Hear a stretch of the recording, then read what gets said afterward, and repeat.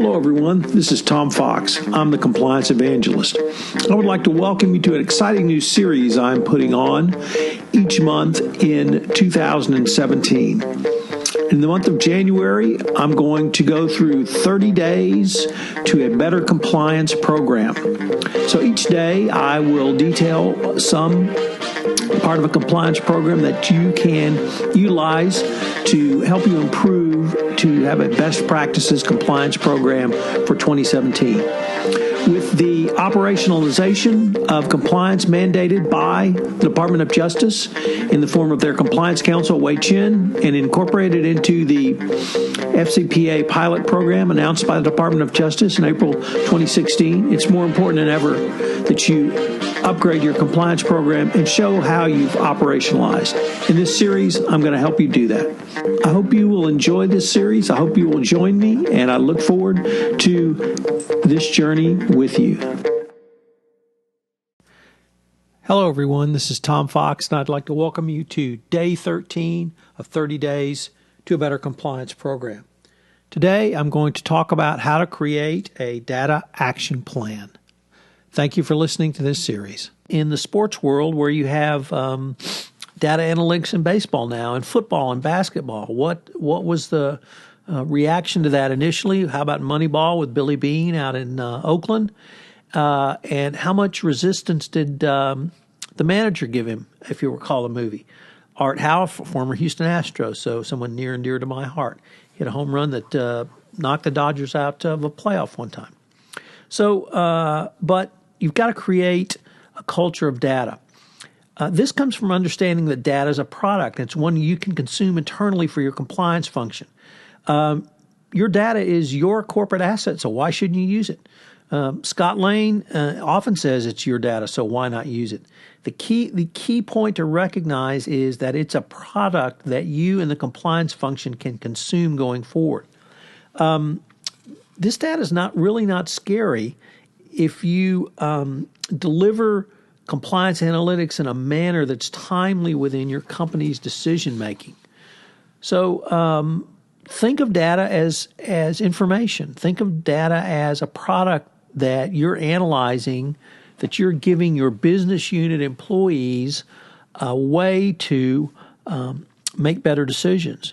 You're giving them tools. You are moving the business ball forward in compliance by using data analytics to determine risk and determine how to manage that risk going forward.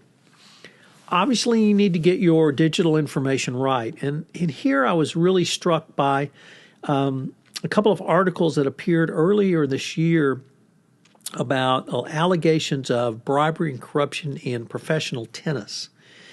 And BuzzFeed UK and the BBC looked at a number of tennis matches where they did a transactional analysis to come up with players involved in matches which they believe showed allegations or indicia of being fixed at the behest of gamblers.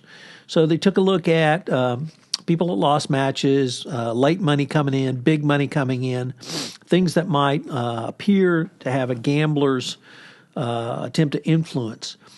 But that's all they looked at. So they didn't look at other factors like, was the player injured?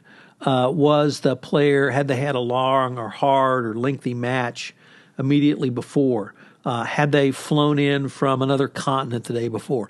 A wide variety of factors that can affect even at the professional level, the play in a tennis match. So the key lesson I took from that is that raw data was only the starting point of the investigation. You need to review other data to make an action plan. So how do you look at that information? What information would have been involved with those tennis players? Had they traveled, or were they injured? Had they stayed out too late? Did they have reputations for partying? Any of those factors. So you've got to get your data right, and you've got to get your information right. And not having all the facts in front of you to create a risk management solution really cannot or can be a hindrance. Next is the integration of your compliance data into your overall business strategy. One area that compliance is often criticized is it doesn't support a business goal. Once again, Dr. No from the land of no. By determining a way to use compliance analysis going forward, compliance becomes an input into the business strategy because of this data basis. So an example could be your sales models. Do you use, how does your company sell? What's the basis of its sales? Does it use employees? Does it use commissioned sales representatives such as agents? Does it use other entities such as third parties to sell? All of these present different types of compliance risk and different types of compliance solutions. By building relationships with all levels throughout the company, you have the opportunity to move really to the trusted business partner realm. But you have to look at what's the model in your company, what's the data from each one of those. Innovation. Innovation is not something new in compliance. I often talk about we are now at compliance 3.0. Compliance has evolved, and anyone who doesn't think it's evolved really hasn't looked at what's happened. I can point you back to 1998 with the Metcalf and Eddy enforcement action was the first listing I'm aware of a best practices compliance program. Then take a look at Opinion Release 0402, where the DOJ laid out what, in that opinion release, what it wanted to see in a best practices compliance program. Now move forward to 2012 with the FCPA guidance. And here the DOJ laid out the 10 hallmarks of an effective compliance program. I've certainly talked about this a lot. Many commentators have talked about it a lot. Many corporations use the 10 hallmarks as the framework for their compliance program. But even as recently as April, compliance evolved yet again. And that evolution from the Department of Justice came in the form of the guidance around the pilot program. Now, the pilot program, of course, dealt with things such as self-disclosure and your internal investigation in cooperation with the Department of Justice. But one component of that was the remediation of your compliance program. And in those, in that part 3C prong of the pilot program guidance, they talked about things like, is your chief compliance officer and compliance function, are they compensated at an equivalent rate for similarly situated employees in your corporation? Do they have the opportunity to advance as other employees do? And then most interestingly, how effective and how much training and ongoing certification do your compliance function, your chief compliance officer, your compliance employees have going forward? So to say that compliance has not evolved, I really think belies the facts of what has happened over the past now, I guess, 18 years, certainly. Since I've been involved in directly in 2007, we've had several iterations. Using data is one of the innovations that many compliance companies are pointing to. Whether you believe it's because it's your data, whether it's one more tool you can use, it's something that you need to be considering going forward. I talk about my friend Stephen Martin, a partner at Arnold and Porter, and one of the things he advocates is having a roadmap or a compliance plan program outlook of 1, 3, and 5 years, and having this data available and using that data to map out where you might be going, where your sales might be going, where your products might be going, where your new markets might be going. Are you going to go into any new geographic areas? Are you going to begin doing business with foreign governments?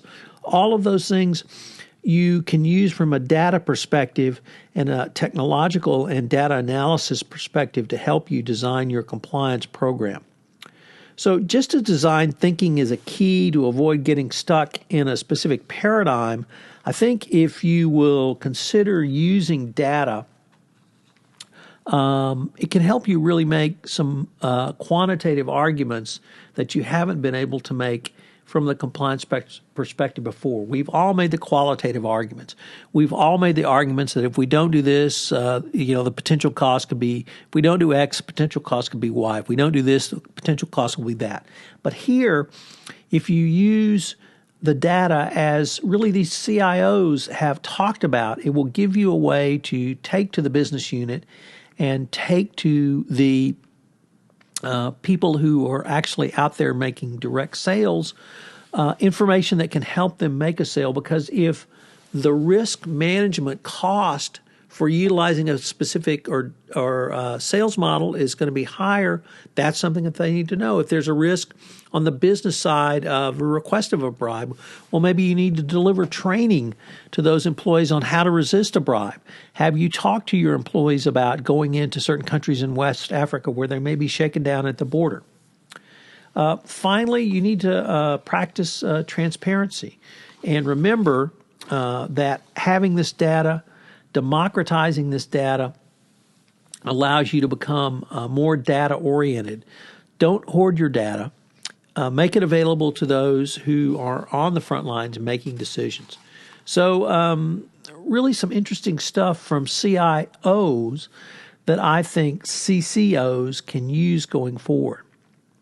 So now let me turn to some specifics of using big data. And I often wonder, what are some of the characteristics of big data? Well, one characteristic, it's big. It means it's a lot of storage space taken up. But it can be messy, and it can be unorganized, and it can be unstructured. So the first thing you have to be able to do is get a mechanism which allows you to look at various types of unstructured and even structured data, but that's in a very, very large format. So the way to use it, I found was think of a feedback loop. And I've recently run across in a book called Planning for Big Data, a CIO's Handbook to Changing the Data Landscape. There is a way to think through utilizing a big data from military, and that's the feedback loop, OODA feedback loop. And it allows you to collect the data, and then it allows you to insert that data into your decision making in a way that is almost a continuous loop. So the data that you put in place leads to more data and in a way that you can incorporate. So let me give you some examples of that. So say your sales model is commission sales agents, and the data shows that your commission sales agents are in a range of commissions of 5 to 15%. Well, one thing you probably are going to be aware of is the general range of commissions of others in your industry, whether that comes from the third parties, whether it comes from industry gossip. That's one thing that typically is not hidden very well. So, but it turns out that your range is higher. Well, so the questions you would ask are why are your range of commissions higher? And then does that give you the propensity for having any problems down the road of alleged bribery and corruption? So, and then as you get more data into that, you can feed back to putting that into your contracts for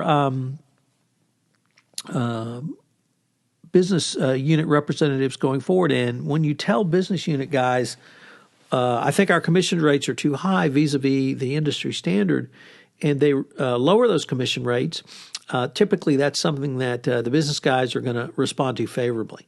So you can use the big data going forward. It's in a feedback loop so that once the data comes back in, you can implement the solution around that. That's certainly a part of a monitoring solution, and it's a way for you to think about using some techniques that perhaps you had in a different way. And if I can really end with one thing, which is When was the last time you went down and had a cup of coffee with your CIO?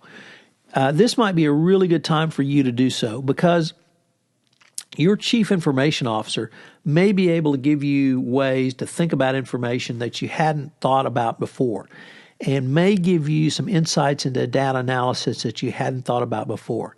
So I often tell chief compliance officers, get out of the office, go down and have a cup of coffee with someone. And I think today I would suggest to you that it's time for you to get out of the office, go down the hall and have a cup of coffee with the CIO, and just ask them, what kind of data could you give me, and how might we be able to pull that out, and how can I use that to help the business guys make better decisions? So what are your 3 key takeaways? Obviously, the first is to put a data action plan in place, but you've got to get the data right. So that means you may need to look at several sources of data before you come up with a conclusion or even preliminary conclusions. Second, data can help you make both more qualitative and quantitative arguments for the business unit to guide them in their business decisions. And thirdly, use transparency. Talk to people. Talk about how you can use the data and why it's important that the data be synthesized and then reformatted, or interpreted rather, from the compliance perspective. This is Tom Fox. Thank you very much for listening to Day 13 of 30 Days to a Better Compliance Program. I hope you will join me tomorrow for Day 14. If you want more information on the subject of today's podcast, please check out my book, Doing Compliance, which is available at Compliance Week website. If you've listened to this podcast on iTunes, I would greatly appreciate it if you would rate this podcast, as it would help our rankings. And finally, if you have any questions on this or any other day of 30 Days to a Better Compliance Program, please shoot me an email at tomfox@tomfoxlaw.com. Thank you very much for listening, and I look forward to visiting with you again.